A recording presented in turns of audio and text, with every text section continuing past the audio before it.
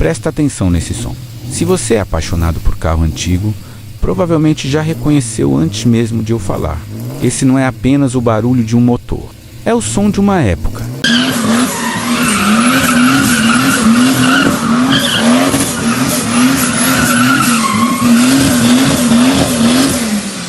O som de uma máquina que marcou gerações. Quem conhece, identifica de longe. O ronco grave, forte, inconfundível. Um som que fez muita gente virar a cabeça na rua, que fez muitos jovens sonharem e que até hoje arrepia quem é apaixonado por carro.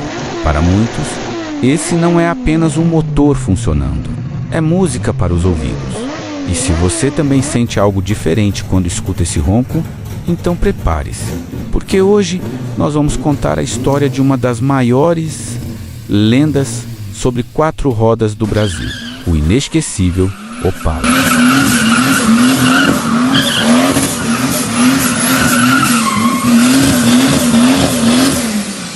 O último Opala, o fim de uma lenda brasileira. Durante mais de 2 décadas, ele dominou as ruas do Brasil. Grande, elegante, respeitado. O nome dele era Chevrolet Opala. Lançado em 68 pela Chevrolet, o Opala não era apenas um carro. Ele virou parte da história do Brasil. Foram 24 anos de produção, atravessando gerações. Durante esse tempo, mais de 1 milhão de unidades foram fabricadas. O Opala foi muitas coisas ao mesmo tempo. Carro de família, carro de polícia. Durante as décadas de 1970, 1980 e início dos anos 1990, ele também se tornou uma presença marcante no trabalho das forças de segurança do Brasil. O Opala passou a ser utilizado por diversas corporações, como a Polícia Militar do Brasil, a Polícia Civil do Brasil e também pela Polícia Federal do Brasil. Robusto, espaçoso, extremamente potente. Principalmente nas versões com motor 6 cilindros, o Opala era perfeito para patrulhamento e perseguições. Naquela época, quando uma viatura Opala surgia no retrovisor com as luzes ligadas, muitos já sabiam que não adiantava tentar fugir. O ronco forte do motor, o tamanho imponente e a velocidade do carro acabavam impondo respeito. Para muita gente, aquele som significava apenas uma coisa: a lei estava chegando. E também contribuiu para carro de táxi, carro de corrida. Nas pistas da Stock Car Brasil, ele virou uma verdadeira lenda. E nas ruas, bastava ouvir o ronco do motor 6 cilindros para todo mundo olhar. Mas no final dos anos 80, o mundo começou a mudar. Novos carros estavam surgindo, novas tecnologias apareciam.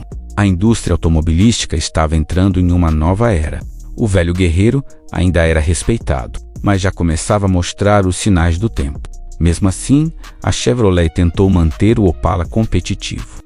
Em 1989, chegaram algumas das últimas atualizações importantes. Versões mais sofisticadas, acabamento refinado, mais conforto. Entre elas, o famoso Chevrolet Opala Diplomata. Era o Opala em sua forma mais luxuosa.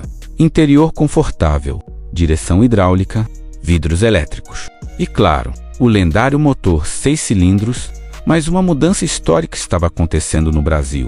Em 1990, o país voltou a permitir a entrada de carros importados.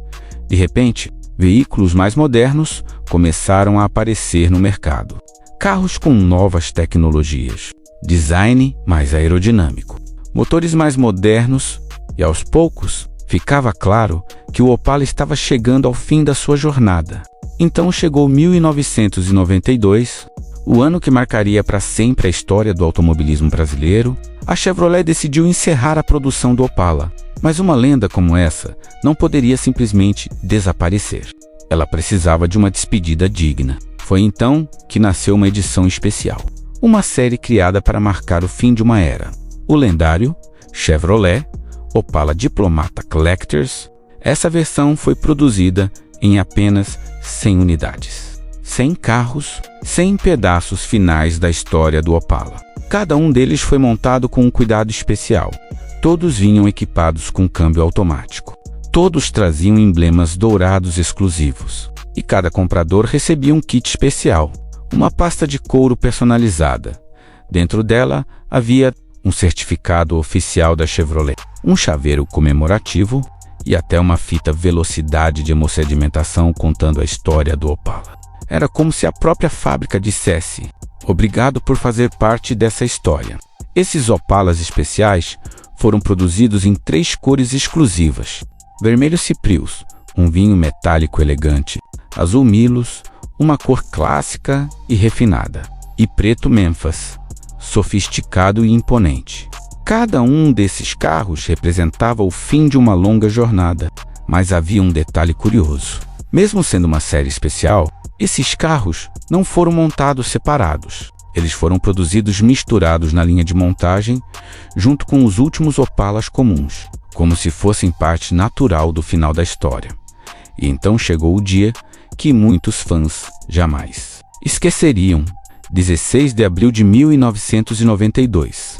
Na fábrica da Chevrolet em São Caetano do Sul, funcionários observavam em silêncio. Engenheiros acompanhavam cada detalhe, porque naquele dia, um carro especial estava prestes a sair da linha de montagem. Era o último Opala da história. Um Chevrolet Opala Diplomata Collectors, na cor azul Milos, interior refinado, acabamento impecável. Quando ele deixou a linha de produção, não era apenas um carro saindo da fábrica. Era o encerramento de 24 anos de história. O último Opala foi preservado. Hoje ele faz parte de um acervo histórico, um símbolo de tudo o que esse carro representou para o Brasil. Mas o mundo precisava seguir em frente. Enquanto o Opala se despedia, um novo modelo chegava ao país. O carro que ocuparia seu lugar era o moderno Chevrolet Ômega, mais tecnológico, mais moderno, mais alinhado com a nova geração de carros. Era o início de uma nova era para a Chevrolet no Brasil. Mas existe algo curioso nessa história. Mesmo com toda a tecnologia, mesmo com toda a modernidade, nenhum carro conseguiu substituir completamente o lugar do Opala no coração dos brasileiros. Porque o Opala não era apenas um automóvel, ele era um símbolo. Símbolo de uma época em que dirigir era diferente. Mais mecânico, mais direto, mais raiz. O volante grande, o ronco dos 6 cilindros. A presença nas ruas, tudo nele tinha personalidade. Talvez por isso, décadas depois do fim da produção, os Opalas ainda continuem rodando pelas ruas do Brasil. Restaurados, cuidados, preservados por apaixonados. Porque, quando um Opala passa na rua, as pessoas ainda olham. Alguns lembram da juventude, outros lembram da família. E os verdadeiros apaixonados pensam apenas uma coisa: esse sim era carro. O Opala pode ter saído das fábricas em 1992. Mas ele nunca saiu da história, porque carros modernos podem ser rápidos, podem ser tecnológicos, podem ser silenciosos. Mas poucos conseguem ter aquilo que o Opala tinha de sobra: alma. Enquanto existir um Opala rodando pelas ruas do Brasil, essa lenda nunca vai morrer. Porque mesmo depois do fim da sua fabricação, em 1992, o Opala continuou vivo. Vivo nas garagens de colecionadores, vivo nos encontros de carros antigos, vivo nas oficinas, onde muitos apaixonados passam horas restaurando cada detalhe, mas principalmente, vivo nas ruas do Brasil. Ainda hoje, quando um Opala passa rodando, muita gente para olhar.